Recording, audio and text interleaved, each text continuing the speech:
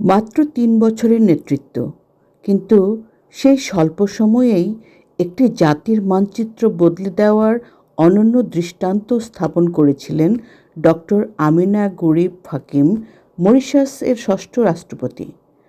তিনি শুধু রাষ্ট্রপ্রধান ছিলেন না, ছিলেন এক বিজ্ঞানমনস্ক আলোকবর্তিকা, যিনি বিশ্বাস করতেন উন্নয়ন কোনো অলৌকিক ঘটনা নয়, এটি সততা, শিক্ষা ও দক্ষতার সম্মিলিত ফল। আফ্রিকার ছোট দ্বীপরাষ্ট্র মরিশাসে বিশ্ববিদ্যালয় পর্যন্ত শিক্ষা সম্পূর্ণ বিনামূল্যে প্রদান করা হয়।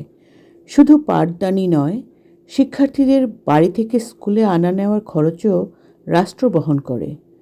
সেখানে শিক্ষা কোনো বিক্রয়যোগ্য পণ্য নয়, এটি নাগরিকের অধিকার, রাষ্ট্রের দায়বদ্ধতা, কারণ তারা জানে যে জাতি শিক্ষাকে সম্মান করে ভবিষ্যৎ তার কাছেই আত্মসমর্পণ করে। তাদের উল্লেখযোগ্য প্রাকৃতিক সম্পদ তেমন নেই, না তেল না খনিজ। তাদের একমাত্র সম্পদ দক্ষ, সুশিক্ষিত, সৎ মানুষ। রাষ্ট্রপতি হিসেবে দায়িত্ব নিয়ে আমিনা গরিব ফাকিম প্রথমেই যা করেছিলেন তা হলো প্রতিটি খাতে সবচেয়ে যোগ্য ও সৎ মানুষকে দায়িত্ব দেওয়া। ক্ষুদ্র অফিস থেকে মন্ত্রিসভা, দুর্নীতির শিকড় উপড়ে ফেলা। তিনি বলেছিলেন, দুর্নীতি একটি ফুটো বালতির মতো, যত উন্নয়নের জলই ঢালা হোক সব গলে বেরিয়ে যাবে।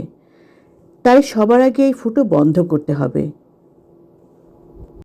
দেশের উন্নয়ন মাটির নিচের সম্পদে নয়, মাটির উপরের মানুষের ভেতরে লুকিয়ে থাকে। কোনো জাতিকে ধ্বংস করতে পারমাণবিক বোমা প্রয়োজন নেই, শুধু শিক্ষার মান কমিয়ে দাও, নকলের সুযোগ করে দাও। নকল শিক্ষায় নকল মানুষ তৈরি হবে, আর নকল মানুষ পুরো জাতিকে ধ্বংস করে দেবে। কারণ নকল করে পাশ করা ডাক্তার রোগীর জীবন নেবে, নকল প্রকৌশলী ভবন ধসাবে, নকল অর্থনীতিবিদ অর্থনীতি নষ্ট করবে, নকল বিচারক ন্যায় বিচার হত্যা করবে, নকল শিক্ষক অজ্ঞতা ছড়াবে।